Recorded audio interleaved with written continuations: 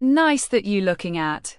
The Tortured Poets Department is a song by the American singer-songwriter Taylor Swift and the title track of her 11th studio album, The Tortured Poets Department, 2024.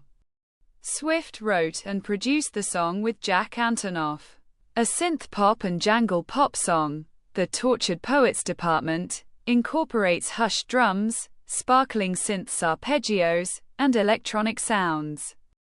Its lyrics satirize a relationship between two pretentious artists, mentioning the poets Dylan Thomas and Patti Smith and the musician Charlie Puth.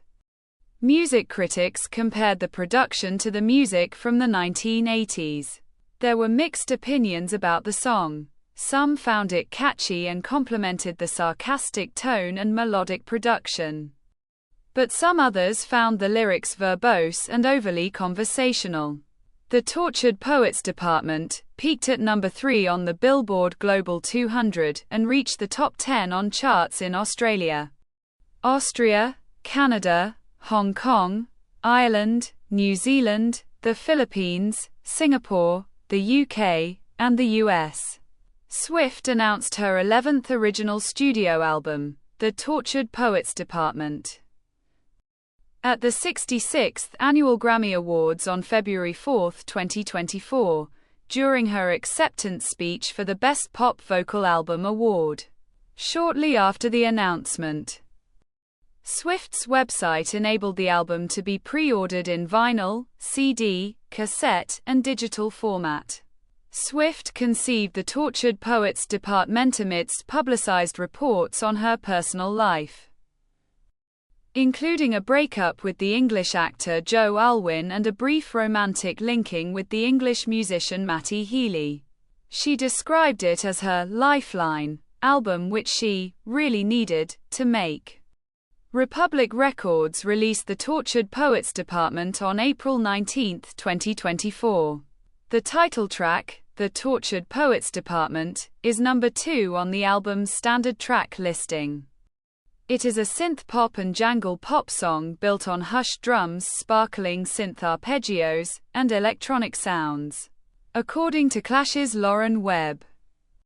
The song has a 1980s power ballad sensibility that evokes the music of Roxette, Cutting Crew, and Phil Collins. Meanwhile, Brian West from The Tennessean said that the track's soft beat recalls that of Swift's 2023 song, Suburban Legends.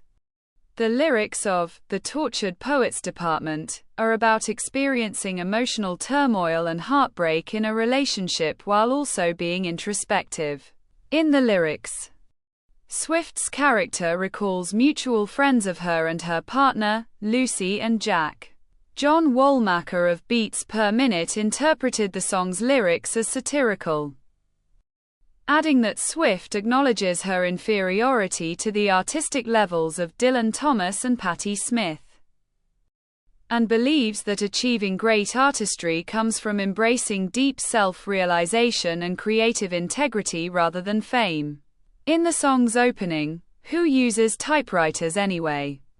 Swift seems to question the use of vintage technology as an expression of artistic struggle, rather views the instrument as serving a visual purpose. She calls herself and her partner modern idiots, a self-critique and awareness of their artistic limitations. Swift possibly desires to gain a deep, genuine engagement in her creative process that Thomas and Smith achieved. Several music journalists complimented the production of The Tortured Poets Department. In a ranking of all 31 tracks from the anthology edition of the album, Billboard's Jason Lipstews ranked the track at number 11, highlighting the light and unobtrusive drums that leave space for Swift's voice and describing the South as a synth fantasia. Tom Bryan of Stereogum praised the song as an earworm and selected it as one of the album's well-constructed tracks. Webb contended that the track contains uncharted sonic ground for Swift, specifically praising the nostalgic 1980s production by Antonoff. Lindsay Zoladz, writing for the New York Times, described the Tortured Poets Department, as a chatty, radiant song that effectively portrays the flushed delirium of a doomed romance. There were criticisms of the lyrics as being overwritten or clunky, specifically the lyric, "You smoked and then ate 7 bars of chocolate. We declared Charlie Puth should be a bigger artist. I scratch your head. You fall asleep like a tattooed golden retriever." The said line became the subject of parodies online. In the Irish Times, Finn McCredmond wrote, "Leaves no space for the song to breathe, cramming in as many words as she can." Screen Rant's Lynn Sharp placed the song 21st out of the 31 album tracks, deeming the songwriting overly conversational and hyperspecific. That makes it distracting for listeners. Pitchfork's Olivia Horn called it a winking track that makes fun of Swift's self-seriousness but criticized how the lyrics' metaphors were ineffective. Business Insider's Callie Algrim said the song succeeds with its intention of being over-the-top corny and tongue-in-cheek amusing, but felt the production sounds like an AI-created Midnight's parody. On the contrary, Helen Brown of The Independent complimented Swift's lyricism. "I defy anyone not to lean into Swift's concisely charged storytelling." The New Yorker picked it as one of the best pop songs of 2024. After the song's release, some commentators speculated that the song's lyric alluding to a woman named Lucy could be referring to Lucy Dacus of the band Boy Genius.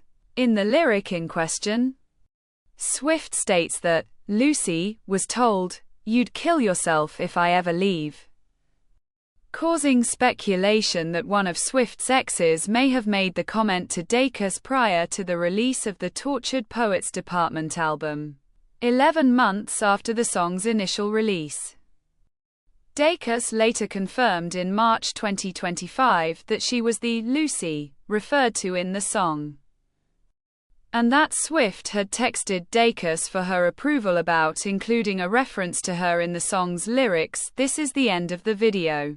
Don't forget to subscribe. See you next time. Bye.